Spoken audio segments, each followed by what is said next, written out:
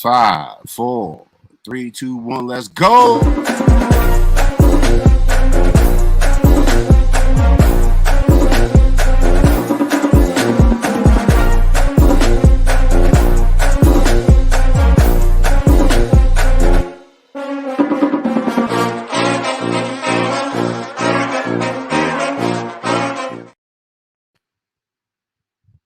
Peace, everyone. We got that city sauce, of course. We are the Big House Breakdown. That intro was so good, man. We need to show it again. 5, 4, 3, 2, 1, let's go.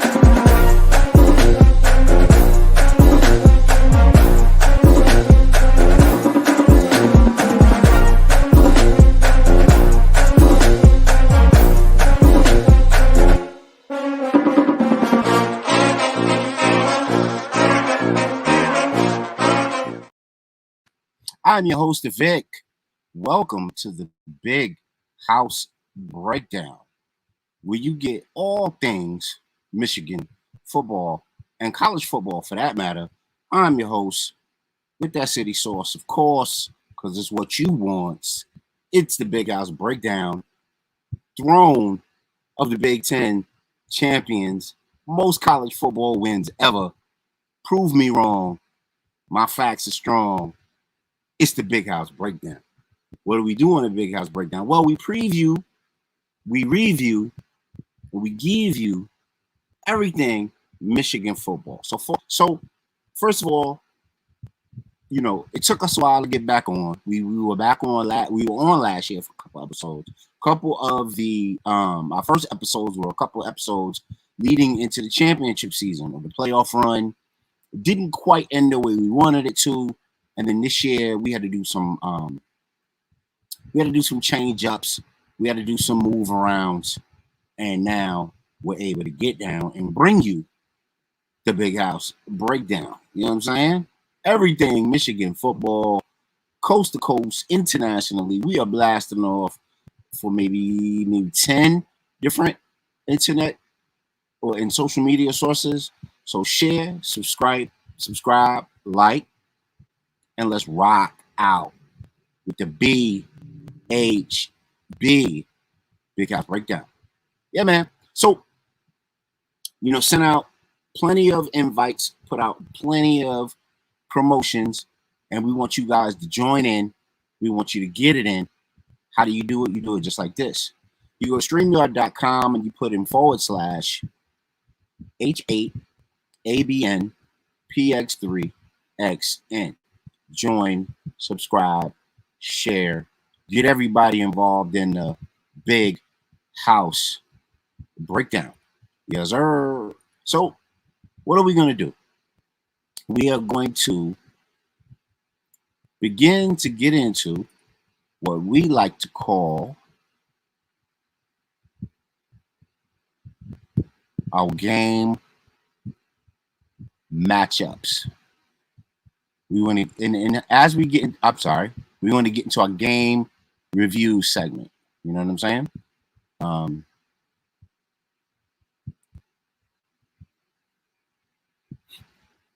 Yeah, we want to get into game reviews because we missed a couple of games starting the 2023 season 2 review.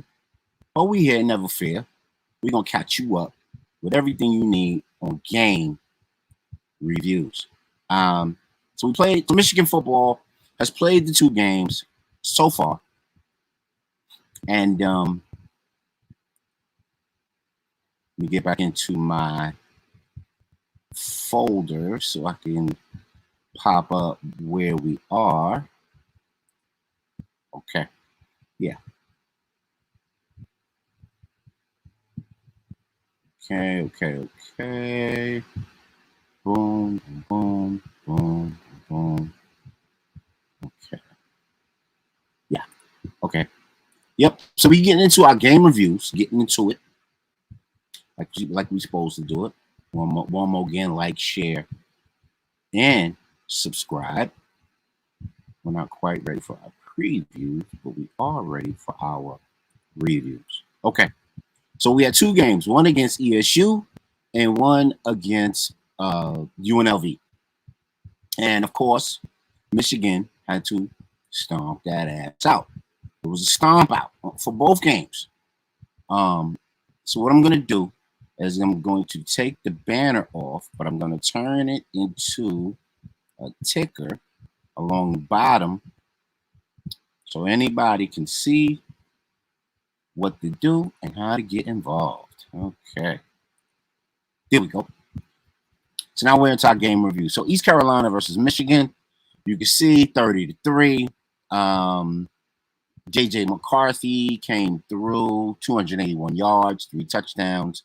Blake Corum, 11 carries for 73 yards, a touchdown. Roman Wilson was the star of the show along with J.J. McCarthy with them flame throws, 6 receptions, 78 yards, 3 touchdowns. His game has really come on. Ever since he put the number 1 on his chest for defenses, it's been a mess. He's been out there dominating corners. Now, of course, these are the cupcake games. Cupcake games. You know, East Carolina, UNLV, Bowling Green. These are the cupcake games for Michigan football. But they still got stomped out nonetheless, you know, in Michigan fashion. And then, of course, you see Agent Zero, as I like to call him, Mike Sandestill, after his interception. And Mike Wallace had an interception. By the way, the transfer corner had an interception for the Wolverines. They took it away. But the skill that it took to execute that interception was phenomenal. So we're going to give it to Mike Wallace here on a Big House Breakdown. But the other game and the defense as a whole played pretty well. Ernest Hausman had a hit in that game that was just out of control. You could tell his enthusiasm for playing Michigan football is out of control. And I think as we go along in the year, we need to find a way to get him, Mikey Sanders still, Colson, Junior Colson, and I don't know if we can have a 4-4 or maybe a 3-4. Maybe we play like a 3-6 with like a dime look and have those 3 in there, man. But our linebacker core is underrated for sure, and I consider Mikey Sanders still a nickel backer, even though he's our nickel on defense most times. Garcia played. He played okay for East Carolina. He had 80 yards, a pedestrian 80 yards, dinking and dunking, 3-step dropping. That prevented our pass rush from really being effective as we needed it to be. Garcia had 36 yards running the ball. The running back did next to nil. And then, of course, the receiver only had 3 receptions for 31 yards. Lights out. As we turn our attention to the UNLV game, though, which just happened last week, J.J. McCarthy was on fire. And he was on fire in both games. His completion percentage is 85%. So that's really, really interesting when you consider who are the top 10 players in college football. So there was a article out a little while ago about the top 10 players out of 2 weeks in college football. And J.J. McCarthy was not on that list. Blake Corum made the list. And I think he made the list because he had, he's got 4 touchdowns on the season and, close to 200 yards on the season. And this is ESPN has a list. On3 has a list. Different sports digest, different sports on, online websites have a list. J.J. McCarthy didn't make the list, even though his completion percentage is off the hook. Caleb Williams made the list because he has 14 touchdowns. The defensive end from Florida State and the tight end from Georgia. That's a whole Gronkowski, Monster Krowski Jr. Like Gronk, he's a monster at the position. And then, of course, Blake the Great made the list for them Wolverines. You know what I'm saying? But we're back to the game review for UNLV. So J.J. McCarthy was on fire with, I believe, he only missed about 2 passes out of 30 that he took. Corum, 15 yards, 15 attempts, 80 yards, 3 touchdowns. Roman Wilson, again, 4 receptions, damn near 90 yards, 2 touchdowns. And Roman Wilson didn't make the list with 5 TDs as a receiver through 2 weeks. So, we might have some Michigan hating going on in football online wonderland of the pundits and the writers and the media goofies. But we gonna stand strong, and that was basically a review. 5 sacks, by the way. So a total turnaround on defense from game 1. 5 sacks by the defense. A big time sack by my man Derek Brooks, who I think is going to be phenomenal. McGregor got in there with a nice behind the backfield stop. Kenneth Grant, man. Kenneth Grant and Jenkins are going to be a problem for college football. I don't think y'all heard me, man. And Mason Graham. Those 3 jokers in our 30 front are going to be a problem for college football. They're all 300 pounds, but they run like they're 250, and they get in that backfield, and they do what they do. Now, we can get Josiah Stewart, and we can get Derek Brooks to contribute along with them big Bammers in the middle. We will be cracking the 80s. We'll be a whole problem for opposing teams moving forward. So that was our game review from the Michigan Wolverines. And I just wanted to double back real quick and talk about top 10 players in college football so far. Give me a second, family. Let me pull this up.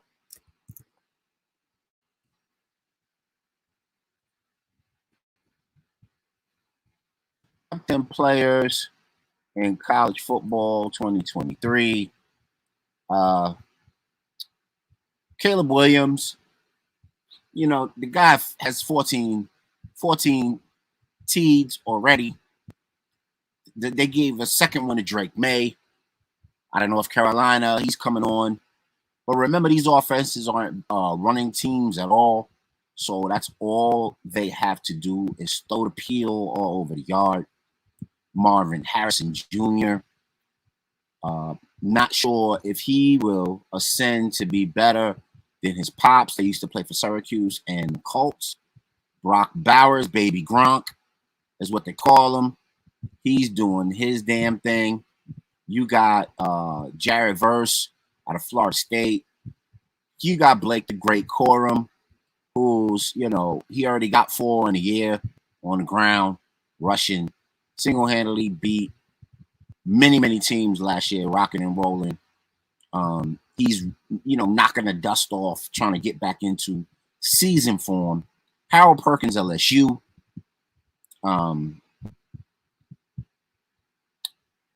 know what I mean? Doing his thing at linebacker. Olu Fashanu out of Penn State, offensive tackle. We really don't want to give no credit to Rape State, but since that's a brother, we want to give that brother his props for doing his thing. But we really don't like Rape State. We want to leave Rape State alone. Let's move on to Notre Dame. Joe Alt, another offensive tackle. And Kool-Aid McKinstry out of Bama at corner. As a punt returner, he's wicked. Yeah, man. So those are our top 10 players in college football so far. And now we're going to be moving on to our review, or our preview, rather, of Michigan football, Big House football, and the Bowling Green game coming up this weekend for the Michigan Wolverines. Okay, as soon as that loads up, I'll bring that up for you, family. Give me a hot minute to get that done, and we got it. Boom. Okay, so players to watch. Well, let's go to matchups first. Some matchups. At the quarterback position, you got Bazelak and you got JJ Bazelak for Bowling Green. You got McCarthy for Michigan, edge Michigan. At running back, you got Blake the Great Corum, Donovan the Don Edwards, Sharon the Rock, and for Bowling Green, you got Stewart and Keith.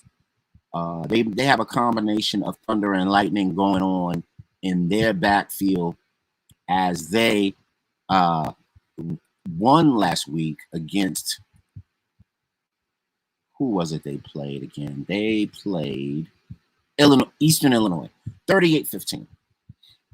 And those two had a great, they had a great hand in manipulating and winning and helping that win against Eastern Illinois. They got a pair of receivers, Abraham Hillier, who scored 2 touchdowns. They have another guy, so they, and they really want to throw the ball. Bowling Green does. And then you got for Michigan's wide receivers, you got Roman Wilson, you got C.J. Johnson, you got Tyler Morris, and you got the tight end Colston Lovely. So advantage to Michigan on the wide receivers. So Michigan has advantages at running back, quarterback, wide receiver, and O-line. Bowling Green's O-line not so good. Gave up a ton of sacks. Defensive standouts for Michigan is Kenneth Grant, Junior Colson at linebacker, Ernest Houseman, special mention, and you also got Agent Zero, Mike Sanders still. And then, of course, you got Jenkins, you got Kenneth Graham, and you got Mason Graham standing out for the D-line. We want to see one more again if the Michigan pass rush can come through again. And then, of course, special teams. I would love to see our punt return on our special teams get a little bit better. Yeah, man. So, yeah, that's a whole thing with getting ready for this game with Bowling Green. So, not a whole lot to say about Bowling Green. They're a Power 5 school. They're not a Power 5 team, meaning they're not considered a threat or a, elite school of sorts. Like I said, they took on Eastern Michigan in one-on-one in the season. They took on Eastern Michigan. They took on Eastern Michigan. Connor Bazelak is their guy. As you see here, they want to get the ball out.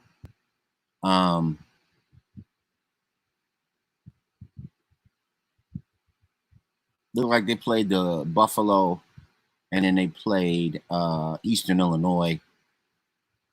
He threw 3 interceptions versus Eastern Illinois, which is notable.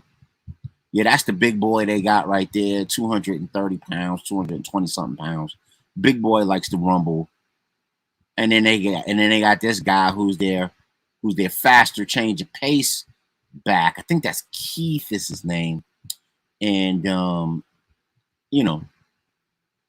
their offense is the strength of the team.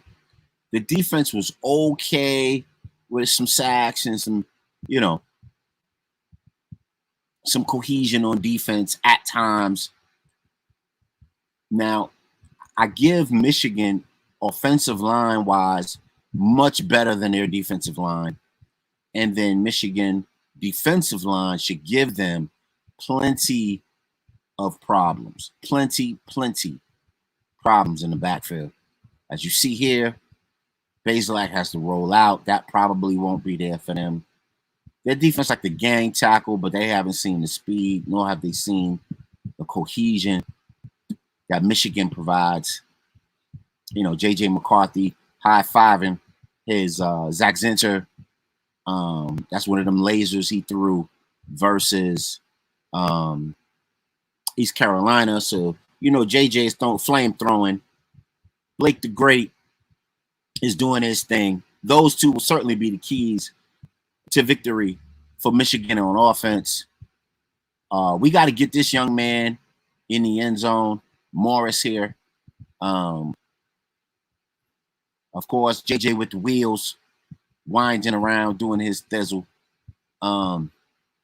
We want the Don to get rolling because he's our game changer, our X factor. We want to get CJ going in that end zone too. It's cool to get, Wilson, and it's cool to get, Blake in the end zone. But we want to get CJ and Don going.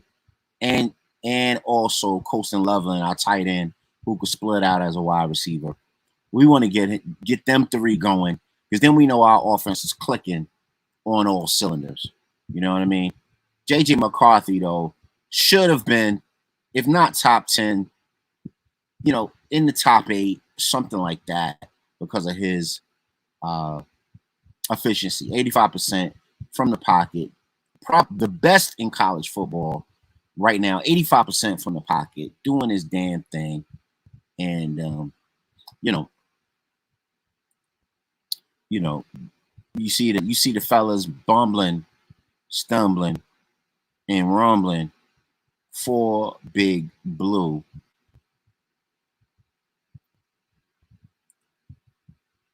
And that was our game preview segment. Yeah, man, and we need our DBs, man. We need our DBs to be healthy.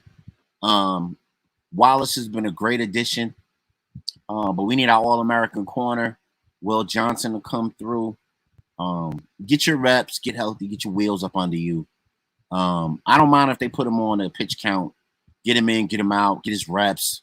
You know what I mean? If they're getting him, they'll get him 20 reps, get him a quarter and a half, get him in, get him out, and then also put some rooks in, Reese and a couple of other dudes, Ewers, as safety, because of course we're trying to preserve Rob Moore. Hope he gets back in this week. Makari Page was in the week before. We want to see him get some healthy reps.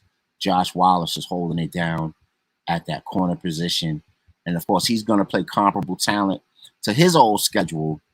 So therefore, he should hold down that corner position. And if Johnson can get his quarter and a half of reps, that's all we need out of him at that position. We want our secondary, who's been banged up a little bit on that front, to have healthy reps, get in, get out, ice up, and get ready for the oncoming Rutgers and conference play coming up. And that right there was our game preview on the Big House Breakdown. So once again,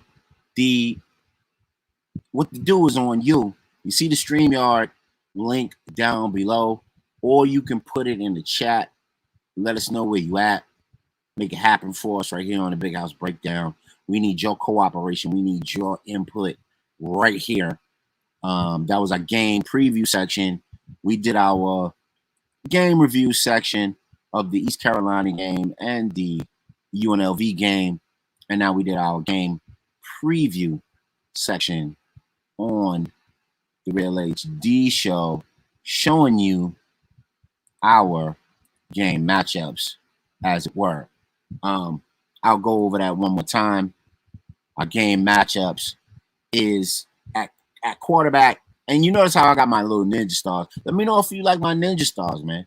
And the reason why I say stars is it's a double-headed meaning. So I got my ninja stars next to each impact players list on each team. Bazelak, Patterson, Keith, Stewart, Ibrahim at receiver, and Hilaire at receiver. And then, of course, McCarthy, Corum, Edwards, Wilson, Grant, Colston, and Sanderstill. And I got my ninja stars there, man. The reason why I got my ninja stars is because not only are they star players, but they're weapons, like a ninja star is. When ninja star is a weapon, our impact players or weapons. You're going to get that lingo only here first on the Big House Breakdown. So those are our matchups. And we are going to move into a segment that I like to call the eye test.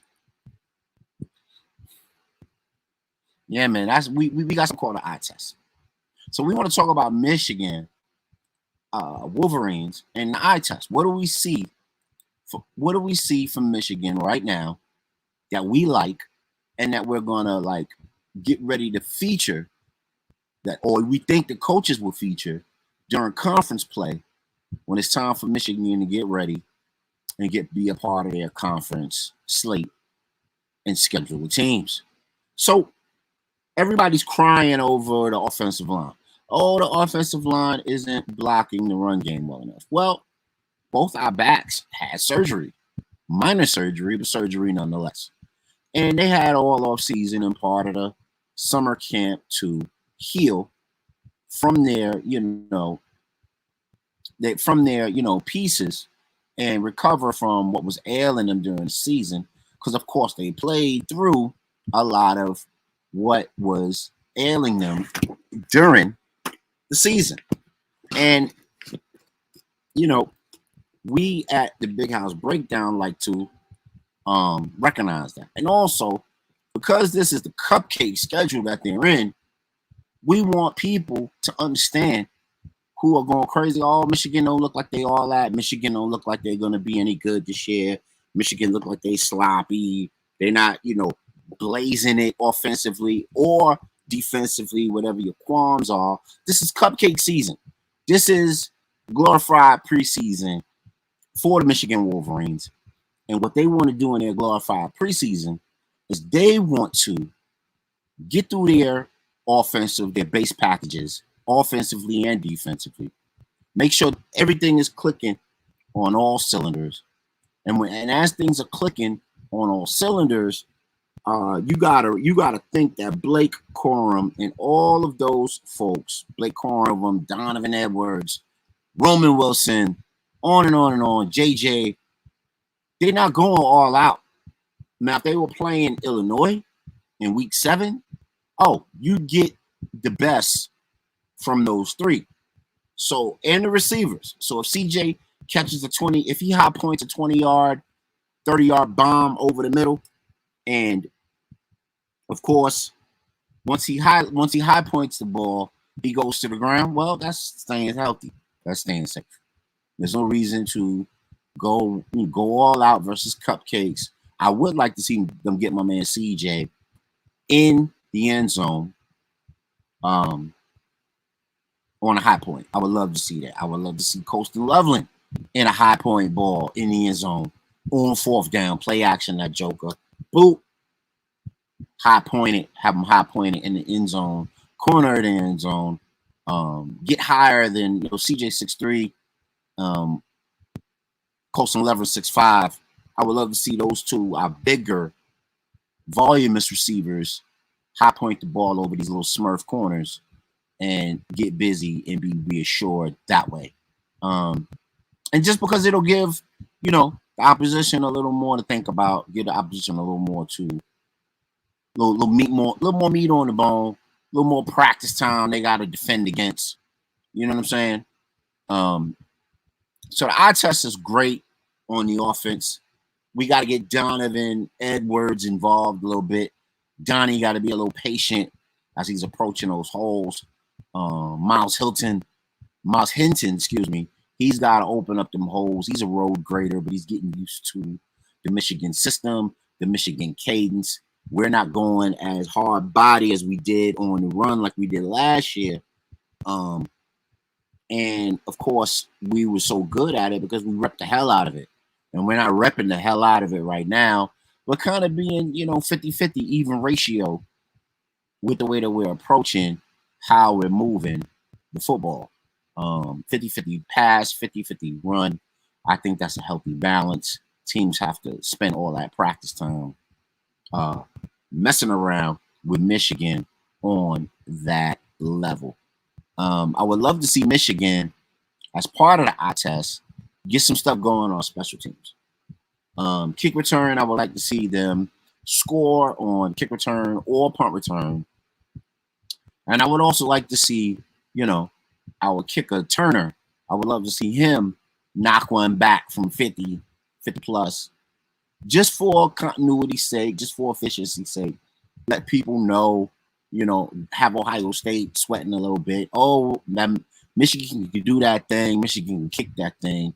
We'll be in a for sure shootout against them, and special teams isn't an edge.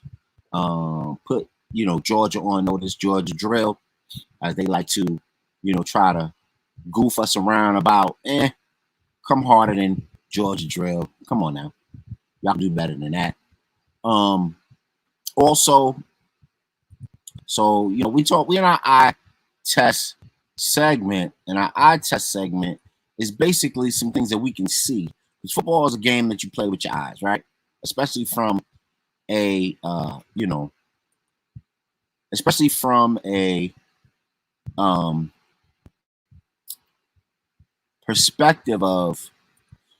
from a perspective of reviewing and understanding the strengths and the weaknesses of a team.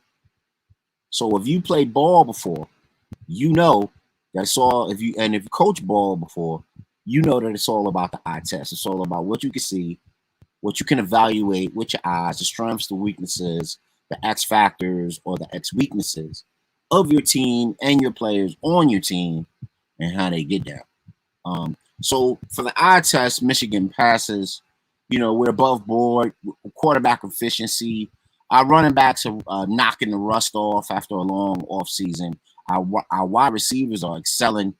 CJ Johnson is a lot more hungry, it looks like, to high point those balls that aren't exactly thrown at the precise spot. And then, of course, Roman Wilson is ready to run away from everybody. O-line, of course, the Joe Moore Award winners are knocking off the rust. They haven't given up a sack all year, but, they also have to have some new pieces amongst them, a new center, a new right tackle that has to, acclimate themselves. Linebacker, I love Ernest Hausman. They need to find ways to get him in the game. I think we can, with the way he hits, if we find a way to get him in a pass rush capacity, off the edge, overloading off the edge, maybe him, Mikey Sanders still, or get them both doing something like that in packages once our Big Ten schedule, conference schedule actually takes place. I think we'll be nightmares for teams. I think we can actually put some teams out, some quarterbacks out of commission and change their offensive philosophies, force them into some mistakes and some bad mo during the game with Ernest Hausman and Agent Zero, Mikey Sanders still. That boy gonna go to the NFL, man. He remind me of Ray Mickens. I used to play for the Jets way back in the day. My man Sev, Ray Mickens was the it at nickel. And he kind of made the nickel back famous, man. Him and a couple other nickels during that era were kind of the lights out. And even though they were undersized, it was the, spirit of their play and the spirit of their heart that stood out. Okay, so just from the eye test, Bowling Green is a Division I, team, and you can't sleep on none of them. And the reason why I say that is, Bazelak used to play for Indiana. He used to be their quarterback until he transferred. And so you can't sleep on anybody in a Power 5 school. Patterson, all of them, all played the 7-on-7 circuits together. They all went to the blue chip camps together. Very little separation between players on most teams besides the offensive and defensive line. That's really where the separation happens in most football teams. And of course, what the eye test tells me, Michigan's O-line with players that already should have been in the NFL, Zach Zinter, and Trevor Keegan. Those dudes should have been in the pros, but they want to come back to be a part of this championship run with the Michigan Wolverines. And then, of course, Chris Jenkins, Mason Grant, and Mason Graham and Kenneth Grant. Them Bammers, them Booger Bears in the middle are whole problems for teams. And then once you get that push up to A gaps, now you're gonna get them defensive ends collapsing with my man Derek Brooks and Josiah Stewart, and we hope we get maximum production from McGregor on that. And that's the eye test. That is the eye test for the Big House Breakdown. And now we're going to get into another segment on the Big House Breakdown that we like to call. And what have we done? What have we done? Okay, so we did previews, we did matchups, we did the eye test, and now we're going to do the BHB hot take. Okay, now what is our hot take? That's just like, Skip Bayless like to run his mouth. Stephen A. Smith like to run his mouth. But here on the BHB, the Big House Breakdown, we like y'all to run your mouth. But I'm going to do it in my astute way. I've been coaching for 20 years, coaching football, coaching high school football for 20 years, played Division I football for 5 years, and also have gotten many, many players in the high school ranks into Division I levels, including both my sons. And my daughter goes to Bama right now as we speak. So, not to toot my horn, but I know a little bit about Division I football. So my hot take for the Michigan Wolverines coming up for this game is, many-fold. There's quite a few things that I can mention, but I try not to do what the dumdents, not the pundits, but the dumdents, what they have to say, because they're typical. And of course, you get a lot of Michigan hating amongst what I call the dumdents of media. You know what I'm saying? Hating on my man Prime, hating on Michigan, hating on most things and what they do.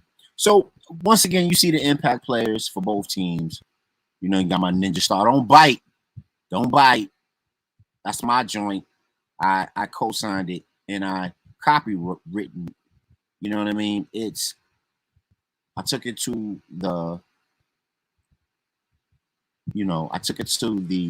I had it certified and it's registered under my name, and you will have to pay the Big House Breakdown if you bite my star players with the Ninja Star next to it. All right, so anyway, my hot take, man, for the game coming up and the rest of the season for that matter is we know that the offensive line and the defensive line, they mightily outmatch Bowling Green's offensive and defensive line. And, they're just going to get worn down as the game matriculates, as the game moves on. They just going to get worn down, to the point where the dam's going to break.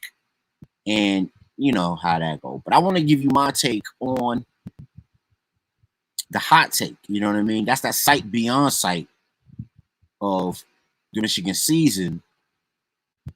And what we need to move past the college football playoff and into the college football championship as the Michigan Wolverines. Okay, so we got JJ, LONS, impact, line of scrimmage, impact. And what do I mean by that? Well, JJ is so hot, right? And of course, it's due to that flamethrower he got, that arm, right? And then, of course, it looks like he spent a lot of time with the quarterback guru, quarterback coach that many, many pros like to hang with. Forget the guy's name. I don't want to spend a whole lot of time looking for it. But he trained this summer. And, of course, with the 85% completions that he's going on, should be top 10 in the country. But his line of scrimmage impact will be what I like to call the Peyton Manning effect. And I would like to see him, and Michigan is going to give him this ability this year that they didn't do in years past. I would like to see him walk up to the line of scrimmage, assess hot reads, assess a single high or a double safety or a two high look from the safeties, check on the line of scrimmage, check Michigan's offense in and out of great positions on the field, play positional football, all from the, from a third eye impact, from a third eye quarterback positionality perspective. So JJ Mack and his LONS impact is what I would like to see. But also Blake the Great, I want to see him return to form. I know he wants nothing more than a return to Blake the Great with the great shake. You know what I'm saying? You know what I mean? He want to make a tropical smoothie out of, all the defenses that he plays and get back to that previous season form before he got hurt against Illinois. And then, of course, Donovan Edwards had some minor surgery, and he needs to return to last season form as well. But I think, like anything else, Michigan is holding back on what they're going to do with those two. I think they're holding back the playbook in a lot of ways from these three. And also get the second, third, and fourth receivers involved scoring touchdowns. I want to see them hit the end zone. If I don't see Donovan Edwards hit the end zone, I'm not 1,000 mad. But I want to see Johnson number 2. I want to see Morris number 3, and then I want to see Colston Lovely number 4. I want to see them cats hitting the end zone, hitting pay dirt, catching touchdowns.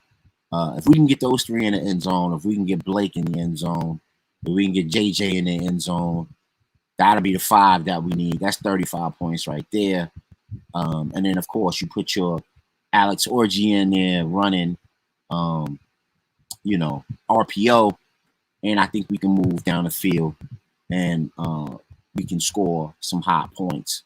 We need our defensive ends with the production like our defensive tackles. One of the things we need that has been a problem for us because we got that Baltimore Ravens defense is our linebackers aren't getting substitution calls and our subs aren't getting in when teams go up tempo on us. And that's kind of been a weakness in a go-to weakness that most teams see about what's going on with the Michigan Wolverines. So, because we have such a heavy third down package that if they go up tempo, they don't want us to get Josiah Stewart and Derek Brooks in the game so they could come out of that, 7 and 9 technique and come blazing off the edge, raising hell as the DBs. Now for the DNs rather. And for our DBs, little cart before the horse there. For our DBs, we need them to, because they've had some preseason knickknacks going on health-wise. We want them to play. We want our All-American Will Johnson to get in there, true blue number 2. We want him to get in there, get healthy reps, not give up anything deep. If he can get some players out of bounds and stay healthy and not have to go all out in cupcake season, that would be awesome. Get Josh Wallace them reps that he needs to be comfortable with the defense as a transfer corner. Mikey is playing lights out. Did you see the hit during the UNLV game? That was kind of the statement of the game defensively, along with the 5 sacks. That was an improvement from the week before. And then you had Houseman that came and basically took the kid's head off versus ECU. That dude is a whole problem. But Mikey Barrett is that dude where he can just flip hips and, he can cover really, really deep into that secondary. And when you need to run that cover 6, covering tight ends, him and Harrell are very good at covering downfield. And then, of course, we want our all Big Ten middle linebacker to bring that thump with him, too. He's a tackling machine, but we also want people to fear him coming downhill. And lastly, my hot take, man, for right now, at least, is management of our plays and players, right? So now that, Harbaugh is on the, self-imposed suspension, we want to make sure that, we're preserving our players in the correct way. We're giving them healthy plays and keeping our key players and keeping them on a pitch count. Will Johnson, our safeties, if they can go, get them a quarter, get them in, get them out, get them iced up. Get Will Johnson in and out, get him iced up. You know, get Blake in, get Blake out, get him iced up. Get Don in, get Don out, get him iced up. You know what I mean? Let JJ connect the dots. We're not going to show too much of our, deep passing, playbook just yet, because we're getting ready to jump into, conference play against a really good Rutgers defense. And why give them anything to chew on? Let them see all of the vanilla crap. Let them worry about, let them think they have to double Roman Wilson, and it will just get Johnson in the end zone twice, 3 times. We'll get Johnson and Colston Loveland in the end zone, killing them like we did versus Zero State. I like to call them Zero State, man, because they're not O State to me. They Zero State. Because that's what we left them on last year. We left them on a chilling 0. And then, the college football committee, threw them a mercy and put them in the playoffs, you know what I mean, for rating's sake. But they couldn't get past Georgia. But anyway, so that's my hot take on the year. I'd like to see us go a little up-tempo in the play. And I think in the offense. And I think that, Tyler Morris, as the new number 3 receiver, I think him and Colston Loveland and Donovan can help us a lot with going up tempo a little bit. I think JJ would benefit a lot because we wouldn't give defensive ends time to bear down on him. And then when they huffing and puffing and we're in, good situational football, we go over the top to Roman Wilson. And that's my hot take, man. That's the Michigan Big House Breakdown hot take on the Big House Breakdown right here on the Real HD Network. We're gonna try to go every week. And if we don't go every week, giving you the Big House Breakdown for the Michigan Wolverines, we like to move that in the frame. Hey, right? We like to do that every week going forward. And we want folks to join in, man. We want you to talk your ish. We want you to come in and tell us what you think of Michigan football. We want you to talk your ish and make sure that you are heard on the Michigan Big House Breakdown. And now we got a segment called Slick Talking. Let me check and see how we doing on the hour. Okay, we right there on the hour. We're waiting for Slick Talking to get set and ready to operate.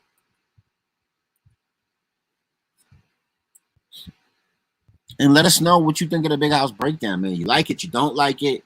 What do you want us to do? What will have you coming through to the Big House Breakdown? All things Michigan ball plus college and much, much more. So anything you want to talk about, what's going on with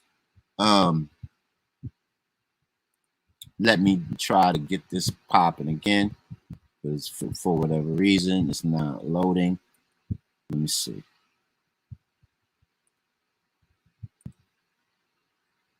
Move out of these screens. Bear with me, family. This will be loaded up before you know it. Yeah, so we're gonna move that in one more again, and we're gonna provide you with a segment call. I like to call it. I advertised it as Slick Talking, but I would call it Jit Talking. Yeah, man, Jit Talking, the chopper, right here on the Big House Breakdown. And what is Jit Talking? As you can see, it's a play on words. We Jit Talking here on the real HD show Big House Breakdown, because that's what you're supposed to do when you represent your crew, Big Blue. You're supposed to Jit talk, because what are we? We're the throne of Big Ten football, and we are, when we do have the most wins in college football. So we Jit talking right now on Big House Breakdown. And everybody's hating on Prime, man. the Oregon coach, the Nebraska coach, the Pittsburgh coach about NIL. Everybody hating on Prime, man. Prime is doing this thing, man. And Prime has excelled at every level. Even as a media personality, he's excelled. And now he's excelled with Jackson State. And he also is excelling with Colorado. And it'd be interesting, though, with all of the realignment, right, that if he makes Colorado hot, right, that they drop one of the other Pac-10 teams that they want to take on when they're expanding conference alignment, right, and take on Colorado as a Big Ten team.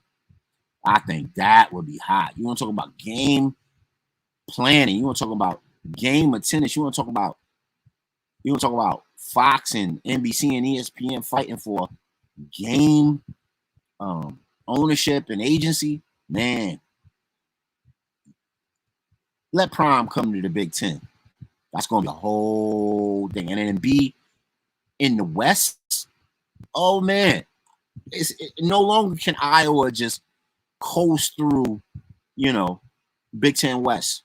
Nebraska can't coast through the Big Ten West. Purdue, if they get hot through 3/4 of the year, they can't coast through the Big Ten West. So I'm all for it, man. Prime, you stay hot. Coaches, stop disrespecting Prime. Shador, you keep doing your thing, man. I want to see you in the NFL slinging that rock on some team because they need you and they need what you provide. Love what Prime is doing, and he's doing it. He's doing it over. He's doing it his way, and that's my shit talking on Coach Prime. Now we shit talking about Bama. Bama lost last week to Texas, and that cat, Ewers, right? He came from Ohio State, and he he played for Texas and led them to beat a Bama team that was, they retooling, man. And my daughter's down in Bama now, going there. Just made the dance team down in Bama. You know what I mean? Show some love to Dejania. She's doing her damn thing. She's kickboxing down in Bama. You know what I mean? She's doing her thing, bike riding, trailblazing. That's what we do from the NY, man. We go down there and we show that city sauce. You know what I mean? And Bama's going to be all right, man. They need to dig in that 5-star caliber recruiting. They got the best roster from a 5-star talent perspective in college football. They need to help the young man, man. Give him a good running game to quarterback behind, PAC behind, RPO behind, right? And then have him do some 3-step drops. I think Milrose is exactly what they need. He got a cannon. The boy can throw that ball effortlessly. That ball jumps off his hand. So while the young man is learning how to see things and not throw so many picks, don't jump off the bridge because he threw some picks. Acknowledge that the young man is your quarterback of the future. And Bama folks, man, don't forget what y'all did with Jalen Hurts. And all Jalen Hurts was go off to Oklahoma, and now he's on the Eagles going crazy, lighting it up. So, pump your brakes on all of the, jumping off the roof because you lost to Texas. You know what I'm saying? You lose again, maybe it might be time to really seriously reevaluate some stuff, including Saban. You know what I mean? I know Saban is a football untouchable, but he is up there. And maybe he don't got the grasp on it that he used to have. You know what I mean? Is Notre Dame real?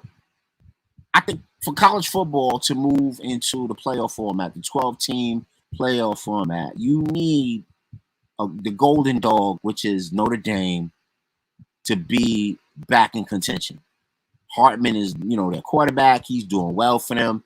He's leading that team. I think he's going to, actually, if you really want to know the truth, I think it's going to be a sling fest when they play Ohio State in week 4. That's what I think. I think that might be Ohio State's or Zero State. I think that might be their first loss. I think Hartman is a baller, and I don't know if Zero State is ready. Is NIL out of control? Maybe. But college football has been out of control with name, image, and likeness, taking advantage of them young boys for so many years. Eating off their, blood, sweat, and tears. They couldn't even get jersey. They couldn't even get a percentage of jersey sales. That's out of control, man. They've been done and they've been doing it for so many. They say, well, the kids have a scholarship. Yeah. And NFL players get drafted. Same thing. It doesn't make it right. And let me tell you something. When you're a college player and you run out of deodorant, ain't too many, and you run out of laundry detergent and you run out of, eye drops for your contacts and all sorts of intangible things that you might need, that NIL money comes in handy, man. It really does. And if you become a superstar at your respective team, your respective school, in your respective position, and you're like we showed in the nation's top 10 in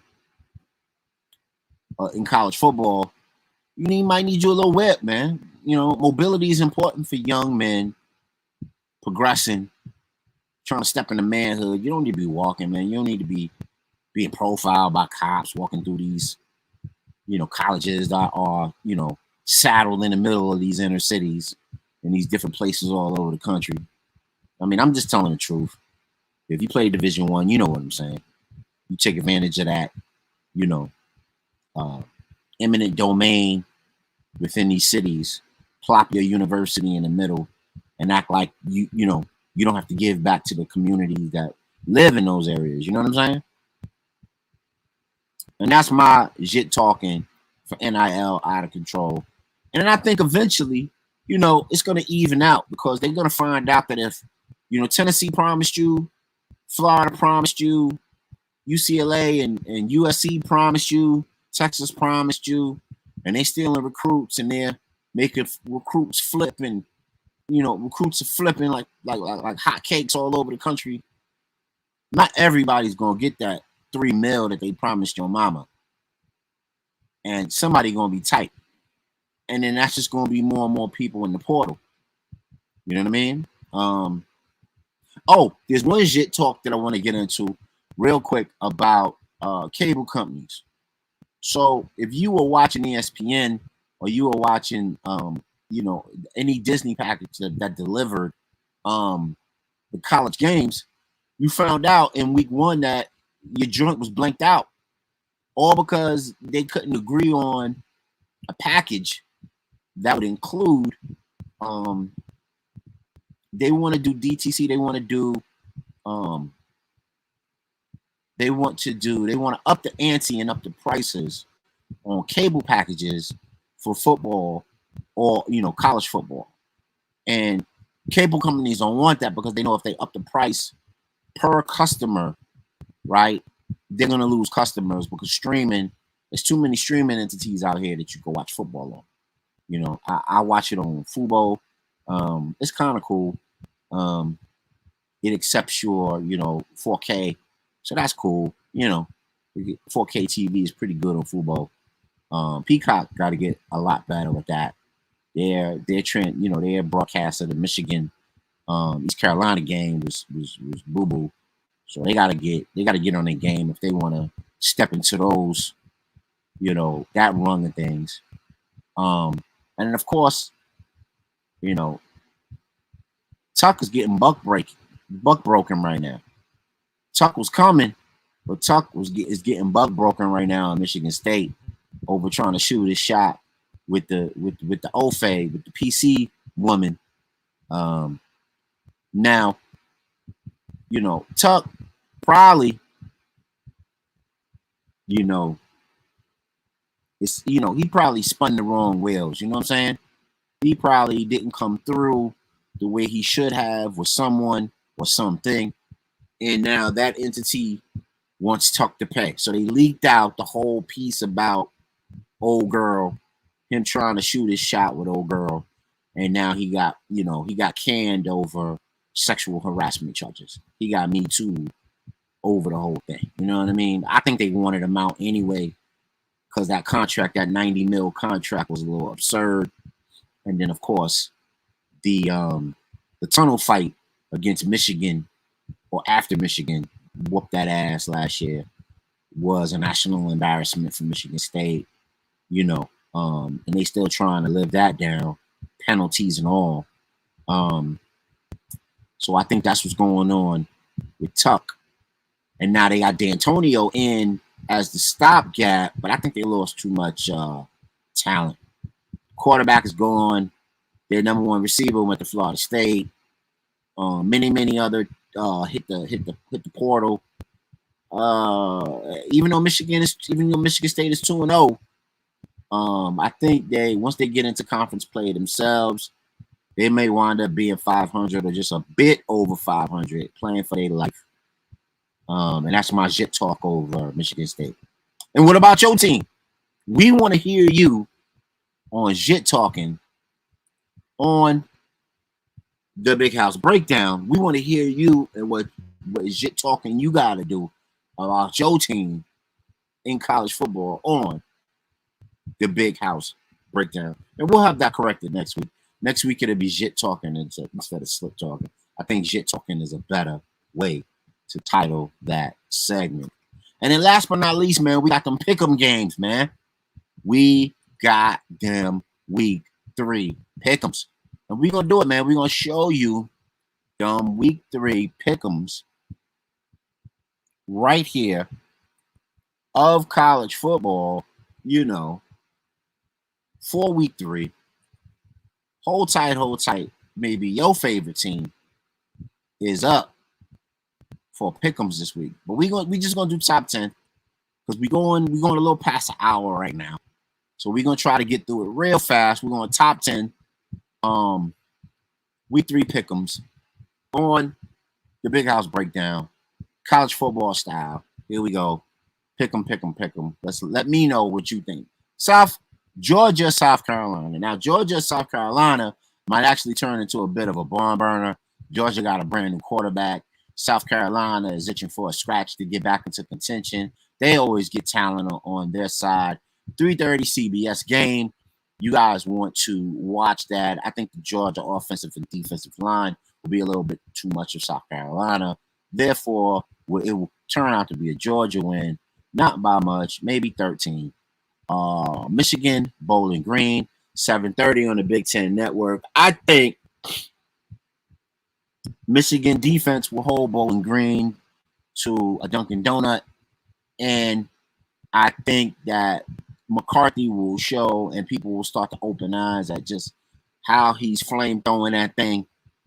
He's going to connect the dots versus this team, and I think the Michigan defense is going to force Bazelak into some costly turnovers. Florida State, Boston College. I think Florida State has a little bit too much on defense. They recruited really well. That NIL is pumping for them. I think Florida State wins because they're just a more talented team. Texas, Wyoming.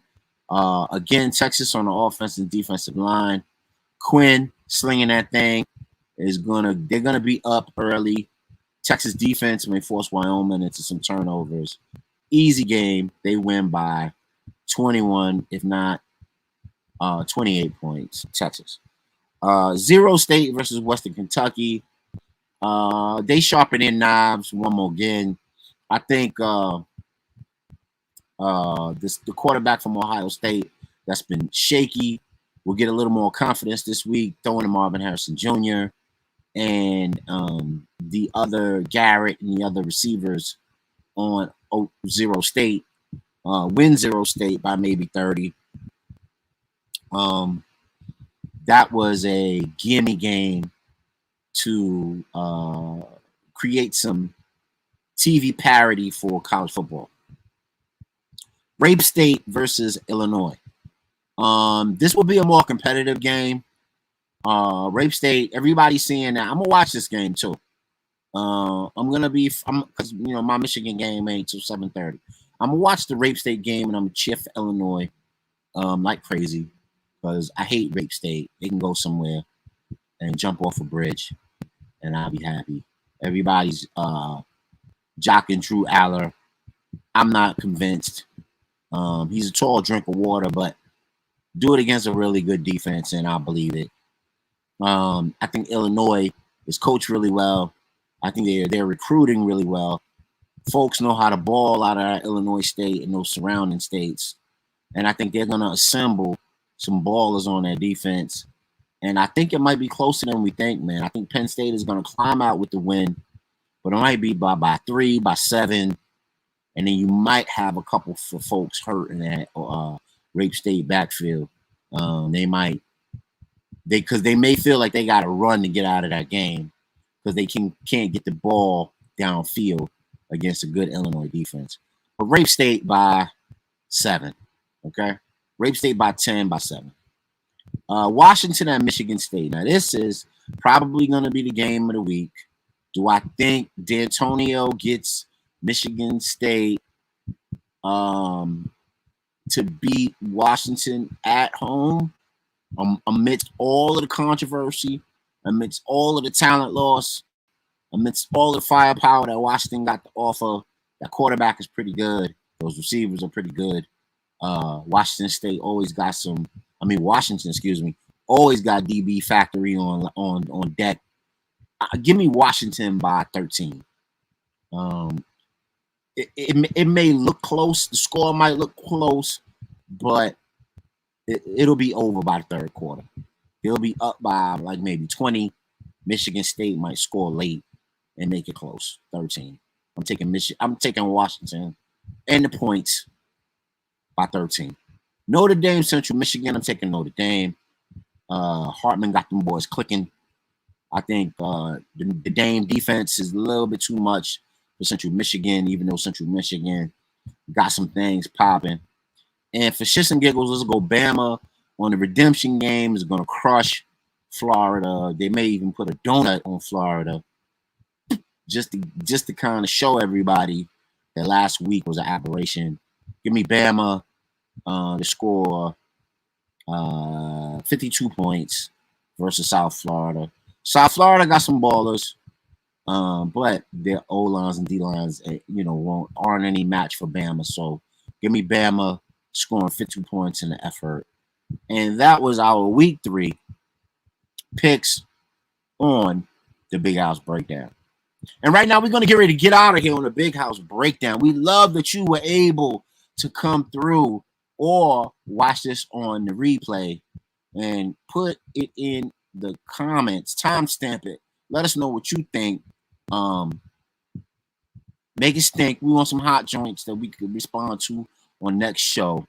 Let us know what you think of the Big House Breakdown. Let us know what you think about our pick'ems. Let them know what you think about our top player segment in college football, the hot take, the eye test, the preview, and the review. All things in Michigan Big House Breakdown. Let's take them out.